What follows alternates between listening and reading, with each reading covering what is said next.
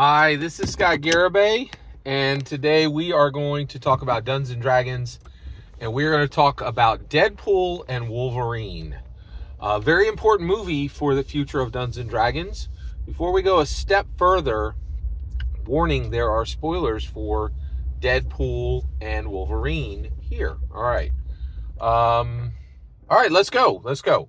Okay, what is the most important thing that happened in Deadpool and Wolverine in context to the future of Marvel and in context to the future of the past, present, and future of Dungeons & Dragons? It is the emergence of Jennifer Lawrence into the MCU. Yep. All right, let's get into this. So, I am very passionate about canon, all right? I also believe that I am the only human being on the planet Earth who actually understands canon, all right? Why is that? Well, it has to do with three men. One a god, two others are men. All right, so let's talk about Scott Garibay's relationship to canon. All right, so I first read biblical canon when I was 4 years old. I was raised in the South, Bible Belt, Savannah, Georgia, and I first read the Bible. Actually, sorry, I had the Bible read to me. I think I was beginning to read at 4 years old, but I had the Bible read to me when I was 4 years old, and that was the first time I experienced biblical canon, written by Jesus, God, and the Holy Spirit himself through man, right? So that was the first time I experienced canon. That is sacred canon, okay? And that is where C-A-N-O-N comes from, and it's extremely important, right? It means, hey, every single character, every jot and tittle, like the cross on the T, the dot on the I matters. You can't change any of it. And in sacred canon, you change this, you die. Right, you cannot mess around with sacred canon. It's heresy. You will literally die forever. I think that is the sin that grieves the Holy Spirit, which is unforgivable. It's one of the sins that grieves the Holy Spirit, and there are some sins that you will not be forgiven for. Now, the reality is Jesus died for all sins. But I think the way that works is you simply don't get called, right? And that gets into, I believe you're called and you answer the call, right? Which is a paradox, exactly the same way that the virgin birth is a paradox. Okay, so I experienced Jesus Christ biblical canon when I'm 4 years old, okay? Then I experienced Stan Lee's canon when I'm 8 years old, and I read my first Marvel comic book, and then I experience Marvel canon. Marvel canon is a thing. There are people who recognize it and realize what it is, okay? And then when I was 12 years old, I read Gary Gygax's canon, right? Now, the first is a sacred canon, and the second is a secular canon, and the third is a secular canon, right? But canon is extremely important in that it's a recognition of saying, hey, this matters. We ain't messing around here. This matters. Right? It's super important. Okay, not kidding around. No jokes. This canon freaking matters. This canon matters, right? These words matter. You don't change them willy-nilly. They are worth more than other people's they're worth more than other people's words, and this is so I literally have lived my life by the Holy Bible. But when you say Bible, again, we're not messing around here. This is the for realsy stuff, right? Where when we say canon, we mean it, right? Actually, when we say Bible, even Hollywood, they have show Bibles, right? And Marvel has a Bible. They have, a collection of rules that you cannot break as a writer, as a producer, as an artist, right? They have Bibles for it. And Dungeons & Dragons is the same way. They have a set of rules that you have to follow that are unbreakable, right? So this idea of canon is extremely important. All right, let's get there, okay? So, Deadpool and Wolverine is a big freaking deal.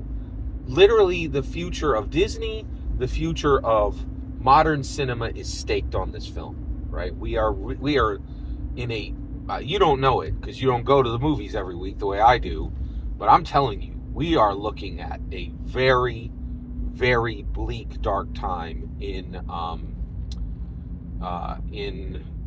a very bleak, dark time in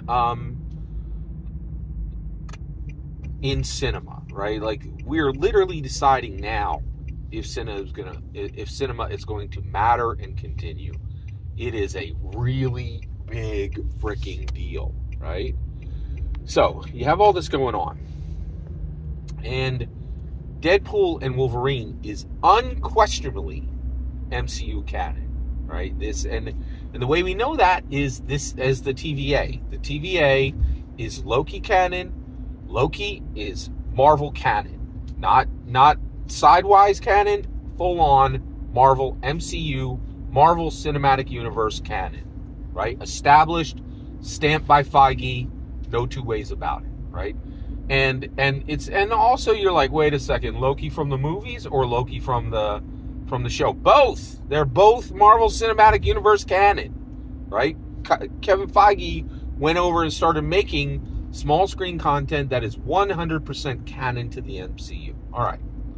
So, let's get all the way there. Okay. Deadpool and Wolverine is canon. Now, this gets super weird, okay? Where is Jennifer? Is Jennifer Lawrence in this movie? 100% yes. Jennifer Lawrence is in Deadpool and Wolverine. Where is she at? She's in the end tag, right? And there's two end tags in Deadpool and Wolverine. There is about a minute and a half collection of video from when Fox made Marvel movies, right? All of those have been brought into canon, into the MCU, right? The Wolverine that we get here is the Wolverine from Fox. Literally, they say it, right? But he has been brought over into the MCU. Now, this tag at the end is all literally just like outtakes of well, actually, no, that's not correct, because one of them actually showed Jennifer Lawrence in Mystique, as Mystique, with her, like, fronds, like, covering her, you know, and, like, flexing. So that was CGI. That wasn't just an outtake, right? So they showed clips from the X-Men movies where Jennifer Lawrence played Mystique, right? So that means that, and okay, so you're like, well, that means Mystique is in the MCU. No, that's wrong, okay?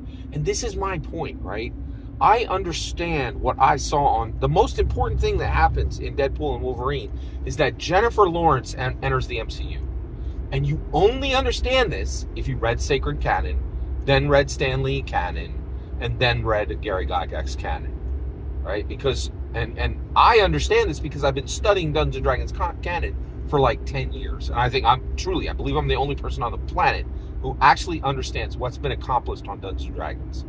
What's been done with intellectual property on Dungeons & Dragons is peerless. It's never been done on any product in the world. Right? Dungeons & Dragons, in my humble opinion, has infiltrated literally 1,000 IPs. Right? And the executives are completely unaware of it. They have no idea what's happening. And truly, things happen on Dungeons & Dragons that do not happen on any other intellectual property in the world. You guys have not read the making of original Dungeons & Dragons, 1970 to 1977. That's literally a crime that the estate came back and was like, yeah, you totally broke the law back then. Why don't you print it and sell it today? Like, this never happened anywhere else, right? And so, okay, so get this.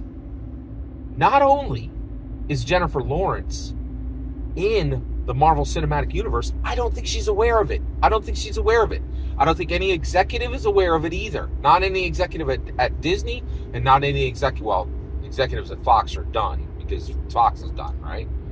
But no one on Ryan Reynolds' team, no one on Hugh Jackman's team, no one on Jennifer Lawrence's team is aware that Jennifer Lawrence just entered the Marvel Cinematic Universe by canon, right? Now you're like, well, wait a second, Scott. Why isn't it just Mystique, the character, that has come in, right? Well, Hugh Jackman is shown and Jennifer Lawrence is shown. And here's the kicker. It's because of Deadpool.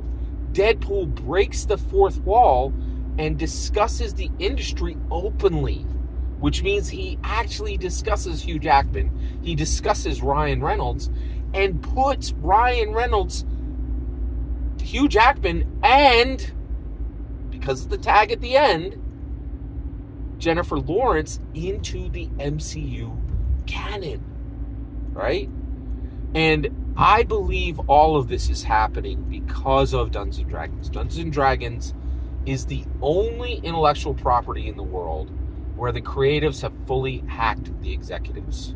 I'm convinced. No one at Hasbro, no one at the Tolkien estate, no one at Fallout, no one at Fortnite, no one at Post Malone's team know what is happening on Dungeons & Dragons canon. The creatives have completely hacked the executives. They're getting away with mixing things into their canon because they can, right? Executives and, all kinds of like white collar executives have been doing this for centuries, right? They're like, oh, you didn't read the fine print. You don't know what's happening, right? But D&D for 5 decades has been breaking canon from day one. Has been breaking canon in ways that are cacophonous, right? And I'm convinced executives do not know. I think the most important thing that happened in Deadpool and Wolverine is that Jennifer Lawrence, yes, the same way Naomi Osaka is in Fortnite, Jennifer Lawrence is canon to the Marvel Cinematic Universe, which is astonishing. It is incredible, right? And nobody on the planet gets it but me, right? And I'm astounded at it. I think it's apples, bananas. I think it's outlandish. I'm delighted by it, right? But it is truly astonishing what is beginning to happen. Now, why did this happen on Marvel? Because Marvel is intimately connected to Dungeons & Dragons. And I believe that creatives on both sides know exactly what's happening and what's being done, right? Now, how is Marvel connected to Dungeons & Dragons? In a lot of different ways. The biggest way right now is Lego. Lego Marvel has been a theme for a long time. And then just recently, Lego Dungeons & Dragons, literally creatives from Dungeons & Dragons started going to Lego headquarters and discussing that directly with them. And I believe that a year and a half ago, Lego creatives, Dungeons & Dragons creatives, and Marvel creatives were all in the same building and planned all of this and are continuing to do intellectual property infiltration, in my humble opinion. Every single word you just heard is my humble opinion.